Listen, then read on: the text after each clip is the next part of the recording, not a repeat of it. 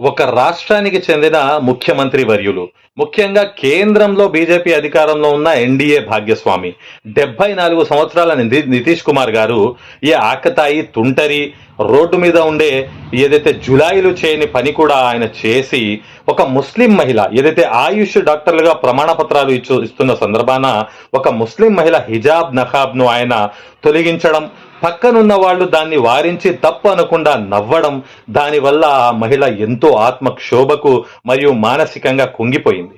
ఇదే ఘటన మీరు గమనిస్తే దీనిపై ఖండించే మాట్లాడే ముస్లిం సామాజిక సేవా సంఘాలు సంస్థలు ఏమైపోయింది, వారికి ఎందుకు ఇలా కరువైపోయాయి, అసలు ముస్లింల మీద దళితుల మీద జరుగుతున్న దౌర్జన్యాలను దారుణాలను ఖండించకుండా ఎక్కడున్నారు వీళ్ళంతా? రాజకీయ పార్టీలకు ఊడిగం చేస్తున్నారా, లేకపోతే ఎక్కడో జరిగింది ముస్లింల మీద జరిగింది మనం ఎందుకు ఖండించాలే అనుకుంటున్నారా? ఇదే సందర్భం కదండి రాజకీయాలకు కుల మతాలకు అతీతంగా ఖండించాలి.